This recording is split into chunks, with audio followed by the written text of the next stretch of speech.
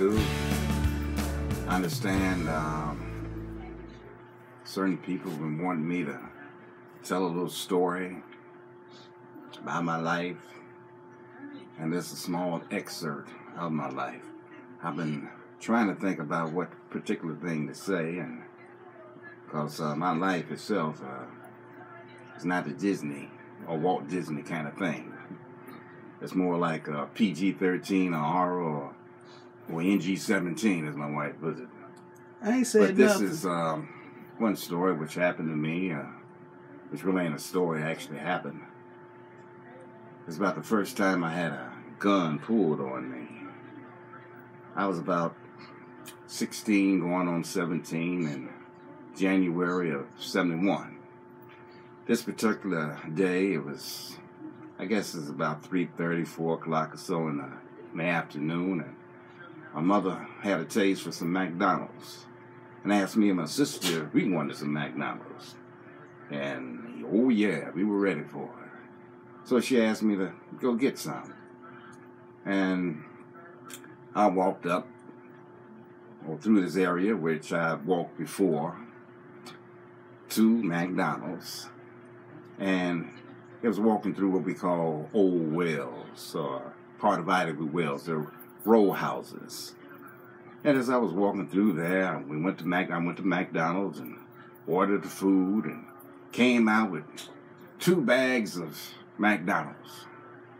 And as I'm walking back home, all of a sudden, a group of young men came for me from the center, running up toward me.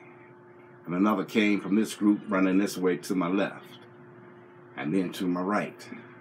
And a few came from my back. And they stopped me. First thing they asked them, a bunch of questions. Who are you? Where do you stay? What gang you in? Why they asking me all these questions? They're going through my pockets, seeing if I had any money. And I said, told them my name. I told them I stayed in Ida B. Wells. And they said, this is Ida B. Where? And at first I didn't say anything. Then one young man, he came up to me, and he kind of tapped my leg on my knee, kind of hard. I looked down, he had a sawed-off shotgun, and he tilted it up some. And I told him I stayed in Ida B. Wells extensions, which were the high-rises of Ida B. Wells. He told me asked me which particular building. Now my building, which was 510, had a sort of reputation.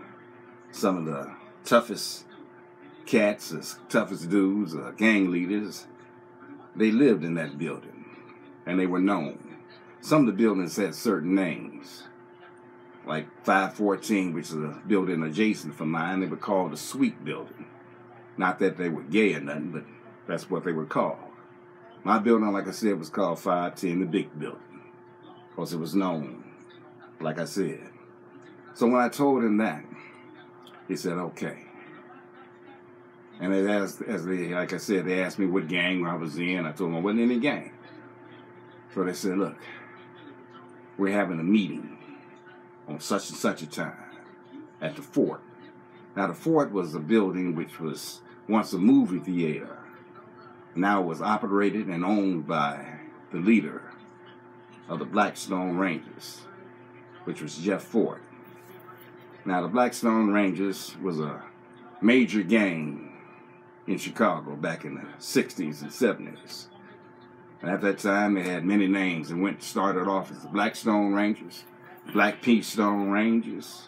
They even had women who were called the Rangerettes. But at that time, Jeff Ward had converted to Muslim, being a Muslim. And they had changed the name to the El Rukns. So that's where they were having their meeting in the fort. And now they were called, like I said, the El Rukns. So when they told me, or asked me, not really asked me, we expect to see you there at a certain time. And like I said, they were going through my pockets. I didn't have any money, just some change. Because all my money, what little bit I had, I spent to get the McDonald's. So as they did this, they told me I can go on about my way. In fact, when they were asking me all these questions and he had this gun pointed at me, I wasn't really frightened or anything. A certain calm came over me. I just had a feeling that it was going to be all right. And it was. I started walking off. I got a good little ways from him. And one of the dudes said, "Hold up." And he ran back towards me. And next thing you know, the change that he took from me, he gave it back.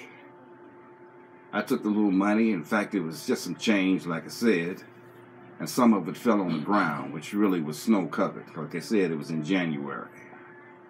And he said, "Oh, you dropped something." I reached down to see if I could get the little change that I dropped, which I couldn't find. Like I said, it was dark out. And I said, "Let me get the heck out of here." So I kept on walking, went back home, gave the food to my mother and my sister.